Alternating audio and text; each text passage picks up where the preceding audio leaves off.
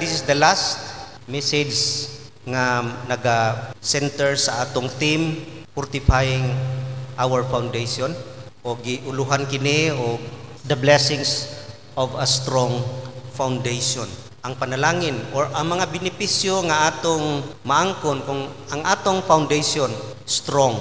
Yaging mga Domingo, nisgutan nato unsa gyud kay importante ang strong foundation. Muna kinahanglan fortify, lig-unon gyud. Unya dungog nato ang mga prinsipyo how to strengthen, how to fortify our foundation. Ug ninitag na tan-awon nato unsa ang mga benepisyo nga atong maangkon. Ang atong foundation, ang atong relationship kang Jesus Christ, because He is our rock. Siya ang bato nga diha ta ma-build up. Muna kung ang atong relationship sa Ginoo lig-on, we are in a strong foundation. If we are in a strong foundation, mao ni ang mga benepisyo nga atong maangkon. Kung kita gyud nag-grow in relationship with the Lord Jesus Christ through His Word, pinagi siya mga pulong, spending time, learning, experiencing His Word, mailhan ginato siya. Kung mailhan nato siya, lig-on kayo ang atong kinabuhi. Muna tanaw nato ang mga butang nga maangkon nato. Ang atong text very familiar sa kadaghanan, kining Psalm 1:1-6. Daghan gyud ganahan aning salmo. Una nga butang nga atong maangkon kung kita lig-on ang atong pundasyon in a right and growing relationship with the Lord Jesus Christ, mao gini ang una nga atong maangkon. Productive ang atong kinabuhi. Ingon diha sa atong text, but his delight is in the law of the Lord, and on his law he meditates day and night. He is like a tree planted by streams of water, which yields its fruit in season. Which yield its fruit in season. Sa ato pa mabungahon. Produktibo. Mabungahon siya. So ang tao nga close diha kang Jesus Christ, fruit producer siya. Naga-produce siya og fruit. Og unsa nga mga prutas ang mogawas siyang kinabuhi. David here is not talking about material nga mga fruits. Si David nagsuwat ani nga verse. Walay hint nga siya nagpasabot nga the fruits that is mugawas sa atong kinabuhi, mga material nga butang kundi spiritual things. Gikuha kini nga analogy diha sa prinsipyo sa vine and the branches sa John 15:5. Ingon diha, I am the vine, you are the branches. If a man remains in me and I in him, he will bear much fruit. Apart from me, you can do nothing. So kung ang kahoy, kahoy man ang gisgutan dito, a tree planted diha sa daplin sa sapa, mausab kini atong makita nga kita mga branches. Si Jesus ang vine. Asa magkuha og vitamina ang branch para makapamunga siya, gikan gyud sa punuan. Ingon si Jesus, ako ang punuan. So gikan sa punuan, kuha diha ang prutas.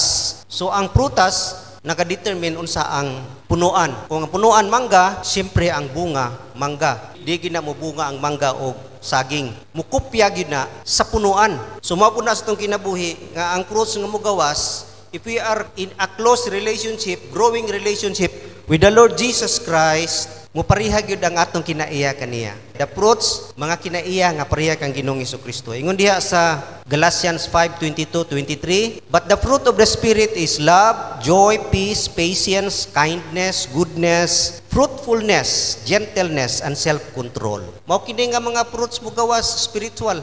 Fruit of the Spirit, fruit of a life nga gikan gyud na naures ang vitamina gikan kang Jesus Christ nga mugawas sa atong kinabuhi. Mao nang ang tao nga close relationship kang Jesus in a right foundation, matransform gid ang kinabuhi nga mapareha gyud kang Ginoong Hesukristo. Og kini dili gyud ni siya overnight. Dugay gid natong kaon sa iyahang pulong hangtod kita mudako, mo-grow ug mugawas ni nga mga prutas. Walay kahoy nga inikaon niya og vitamina mubunga dayon, wala. Mao pud na sa atong kinabuhi. Unang productive yun ang tao nga naa sa strong foundation, which is our relationship with the Lord Jesus Christ. Ang productive, it means not only fruitful but also useful, kanang profitable, kanang magamit yun. Ingon diha sa John 7:38, whoever believes in me, as the scripture has said, streams of living water will flow from within.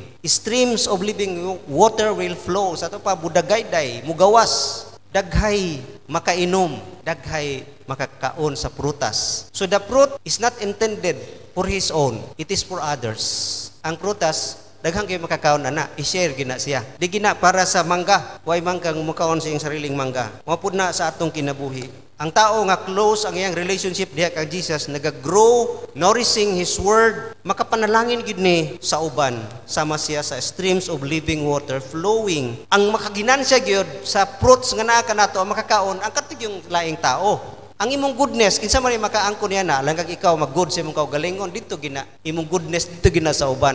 Ang imong faithfulness dito gina sa iglesia. Ang imong kindness sa uban ginang tao. Ang imong patience, alangan para lang pasensya ka sa imong kaugalingon. Agi kag mga tao nga di maayo para makapasensya ka. So it is for others, mabless, makabenepisyo ngadto sa uban. Our gentleness, our goodness, kindness, no, para gina sa uban. Mahimo tang panalangin ngadto sa uban. Useful, it means we become difference maker. Ganiha is fruit producer. Karon kita difference maker. Makahimo tag difference sa kinabuhi sa ubang tao. Ngunang sa atong pagkinabuhi, bearing the fruit of the character of the Lord Jesus Christ, mahimo kining makapanalangin ngadto sa uban. Maghimog difference sa ilang kinabuhi. Mo nang usefulness diha sa gingharian tungod kay we bear His image. Kung minggo gyud si Jesus Christ, Christian gyud ka. Makita si Jesus Christ sa imong kinabuhi. Unya ang mag-glorify gyud. Kinsay mag-glorify? Ang punuan ba dili man ang katiman ni ana. Moy kinsay nagtanom man ni? Kinsay nagpadakuan ni?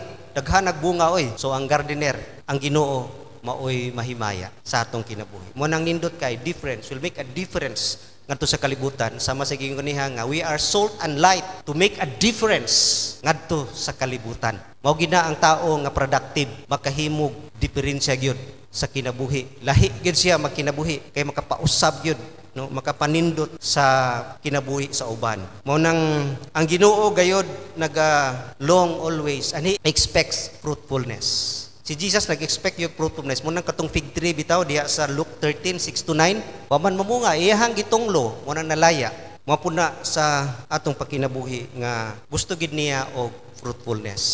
Kung tanaw nato sa verse 4 sa atong text, ingon diha, not so with the wicked, they are like chaff that the wind blows away. Kana bitong humay, pag-process ana, masiparate ang chaff. Ang tipasi bitaw, ang tipasi mulagpot gina magpabilin ang bugas na lang gyud. Mao pud na sa atong kinabuhi nga pagdili ta mo bunga, no muratag parehaan ang chaff, tipasi nga blown away lang. Kay dili man strong ang foundation, wala may kusog ang ilang relationship diha kang Ginoong Hesukristo. Ingon diha blows away by the wind sa mga butang nining kalibutana. Mo nang difference maker. Mahimo kitang useful diha sa gingharian. Mao nang i-measure ang growth sa church. Dili ma-measure ang growth sa church sa daghan ang musulod. Ingon nagmatubuon gid nga iglesia kay daghay mga membro, dili ma-measure ang growth sa church kung pila ang nigawas to make a difference, to share the gospel, to do ministry for the kingdom.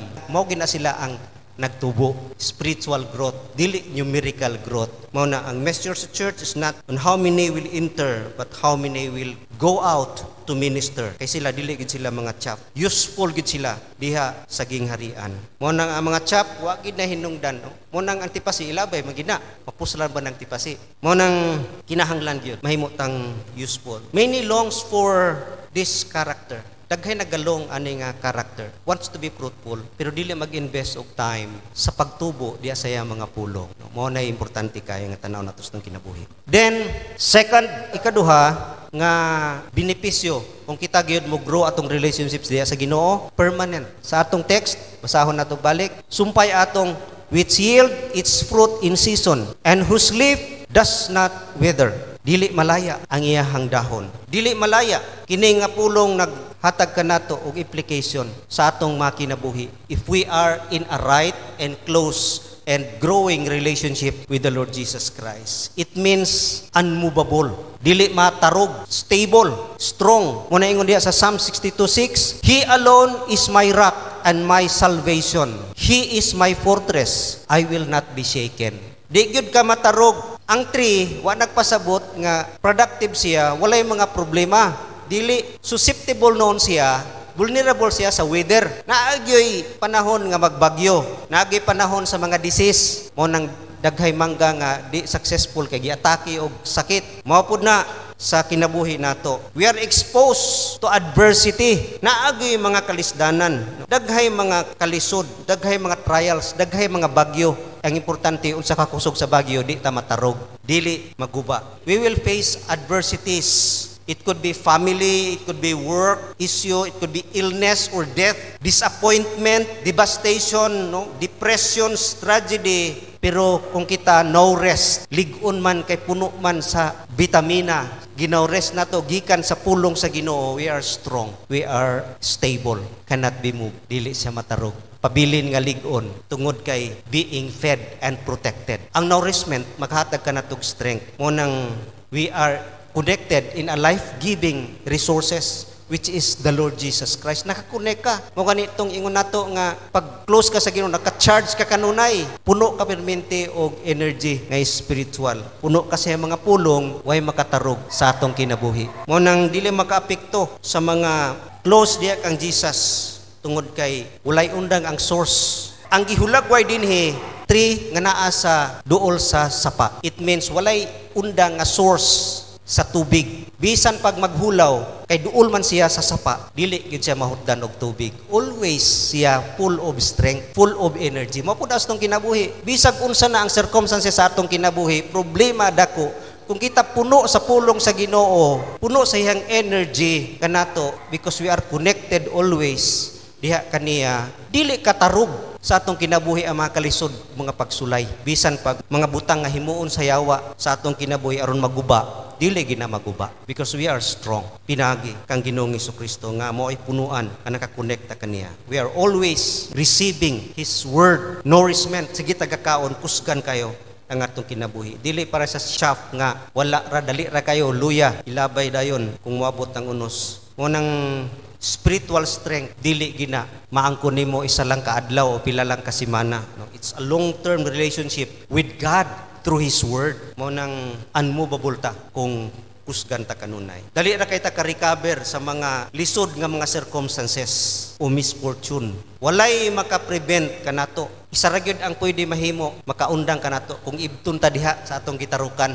uprooted. Pero kani nakatarok diha sa near sa river, di gyud na malaya. Not only it means unmovable, pag tag permanent, it also means unstoppable. Way makapugong. Kaniha unmovable, dili siya ma-move. Dinhi is dili siya maundang. Padayon siya, continual siya, consistent siya naga-grow, consistent siya naga-produce og prutas. Continual siya and perpetual. Ganiha, sa mga uno sa kinabuhi, kasagaran mo ingon nga, ay salamat nakasurvive ko. Dili ni survive just surviving, kundi thriving. Mas mo increase pag noon. Pag unstoppable, mas padayon nga consistent nga dili mababagan, ma-interrupt ang iyahang pagtubo nga damor pag mutubo diya sa iyang relasyon sa Ginoo. Mo nang nindot kaayo. Dili lang ka unmovable, but also unstoppable, continual growth. Mo na ingon diya sa Psalm 92:14, they will bear fruit in old age. They will stay fresh and green. Bisag tiguang na kay na nga tree. Mayon tiguang nako, di nako mapuslan siguro og wa nay prutas sa akong kinabuhi. Remember this verse, Psalm 92:14. Still bear fruit, stay fresh and green. Ang tao basta close relationship sa Ginoo, unstoppable siya. Padayon siya, wa magtan-aw og edad, wa magtan-aw og kusog sa lawas. Kusgan ka, maay kag panglawas, magamit ka sa Ginoo, dili. You still bear fruit. You still productive. You are still useful. Basta close ka sa iya. Basta nag-grow ka in your relationship with the Lord Jesus Christ. Nag-grow ka sa iyang word. Timeless ang iyang word. Di na kay karon lang. Nag-grow ka. Ang atong kinabuhi, nagkawik ang lawas. Pero ang atong faith, nag-grow. Munang the longer I serve Him, mas nindot pag yun kayo i-serve. Kaya nag-grow kita, unstoppable. O nang Kristohanon nga, close ang iyahang relationship diha kang Jesus Christ. Dili makapugong ang mga circumstances o mga trahedya sa kinabuhi. Walay makapugong, no, unstoppable. Ang fruitfulness, hinuon mahimong flows in the heat of life. Kana noong mga problema sa kinabuhi, mga heat of life, mahimo na noon ang agihanan. Nga mas mutubo pa ka, mas mahimong magamit pa ka, mas mahimong productive pa ka. Look at the life of Joseph and Daniel.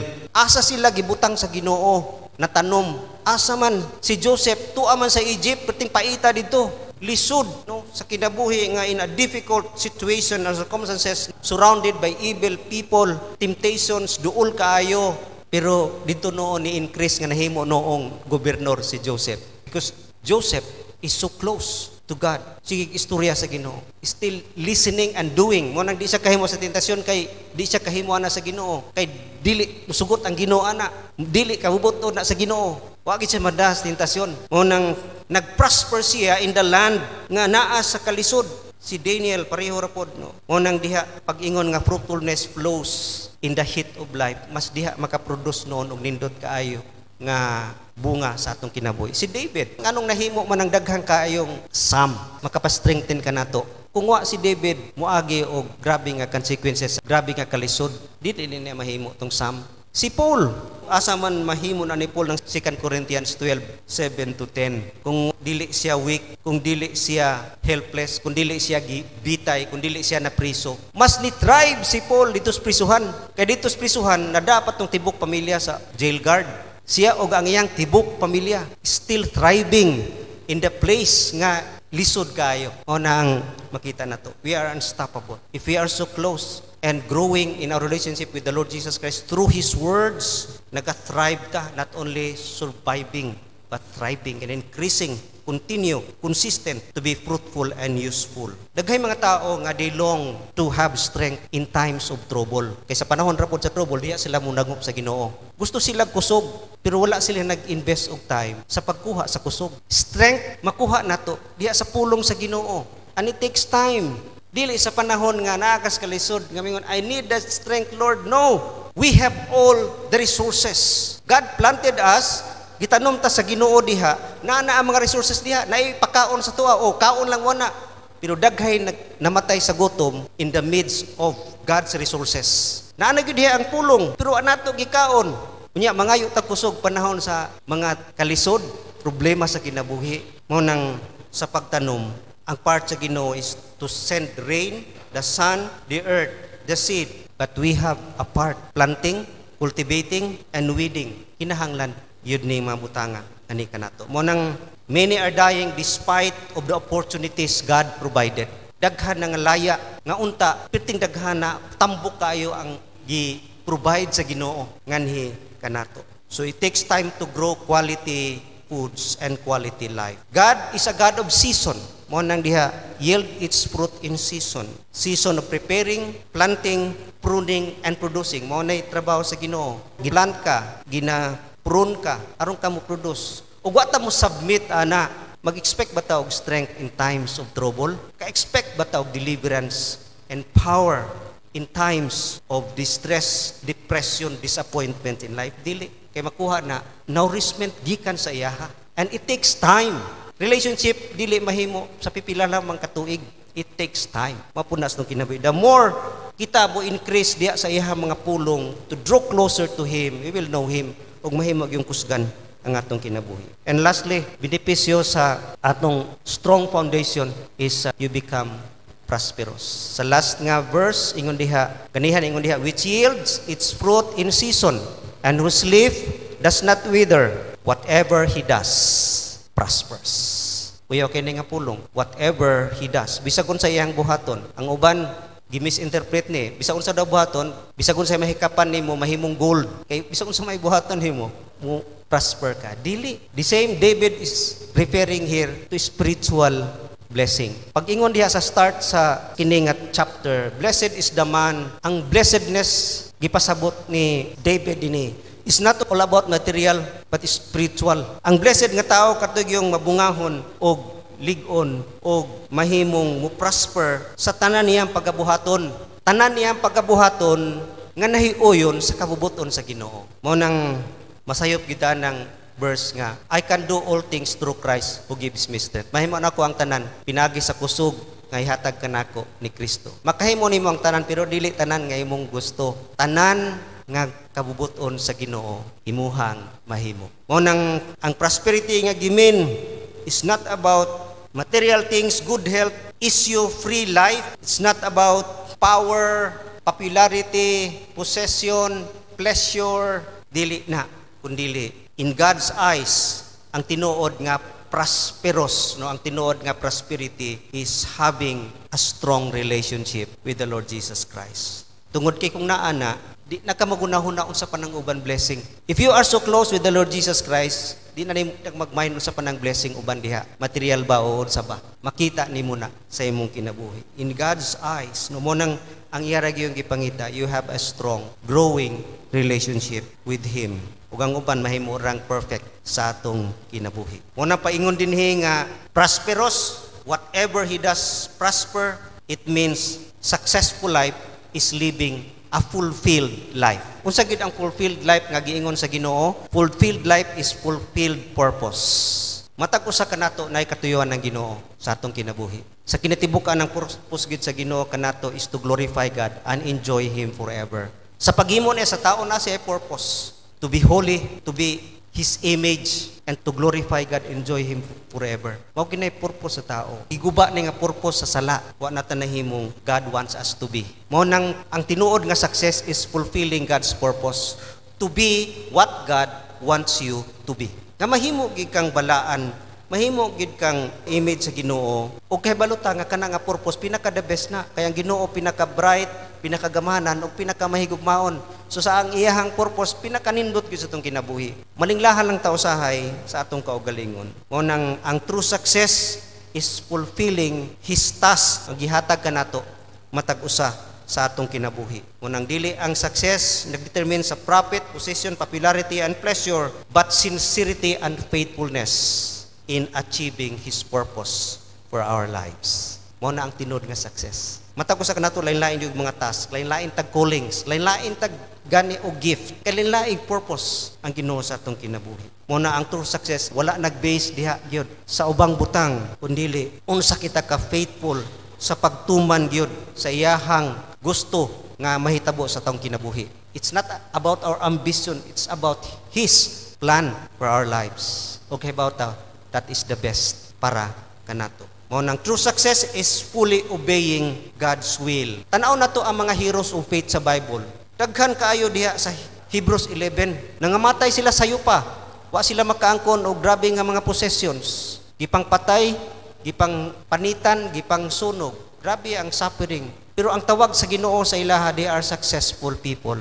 They are successful in God's eyes because they are faithful in obeying His purpose sa ilang kinabuhi. Si John the Baptist, pila ra ka years si John the Baptist nagminister. Matay din siya, putlag ulo. Pero ingon si Jesus, sa tanan na tao sa babae, way makalabaw ninyo kang John the Baptist. Successful siya sa tanan. Tungod kay natuman ang katuyuan sa Ginoo sa iyahang kinabuhi. That is true success.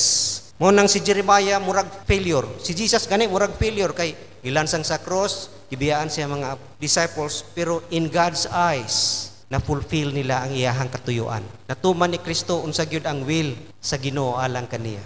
And that is success.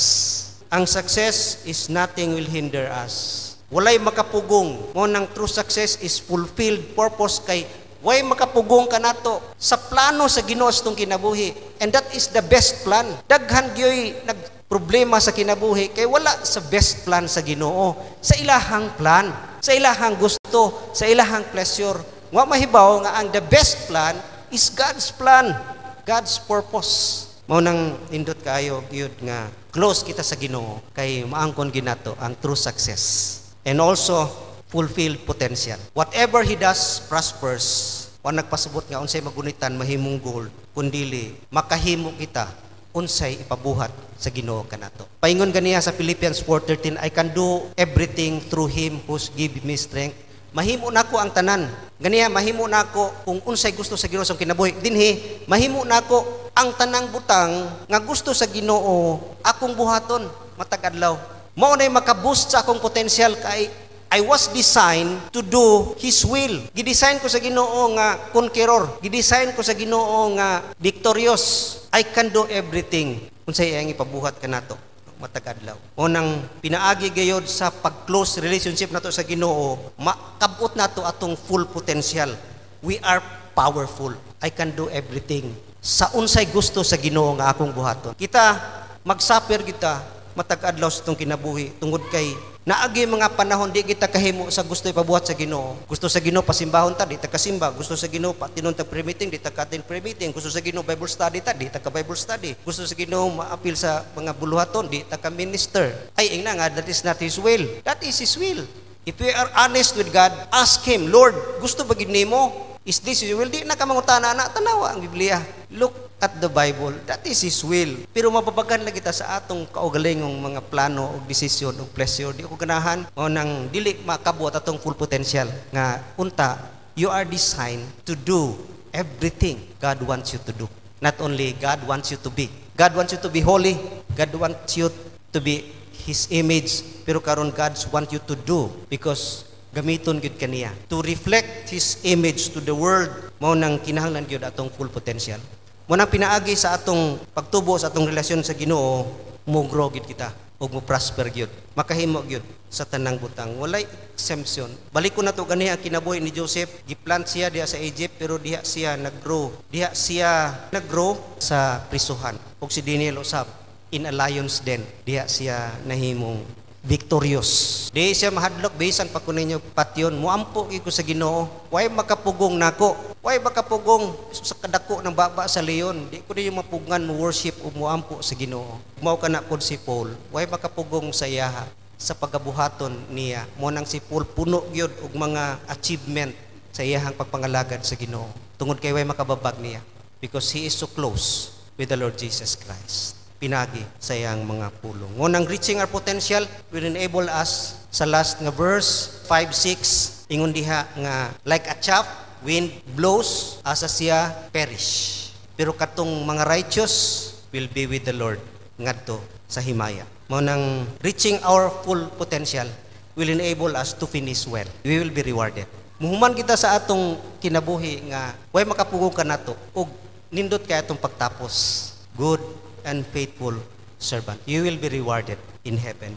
Mao kini mga benepisyo nga angay nato hinumdumon kanunay nga these are the benefits of a strong foundation. Tungod kay having an intimate relationship with the Lord Jesus Christ, which is our foundation, mahimo kitang fruitful, useful, joyful, meaningful, and powerful. Let us pray.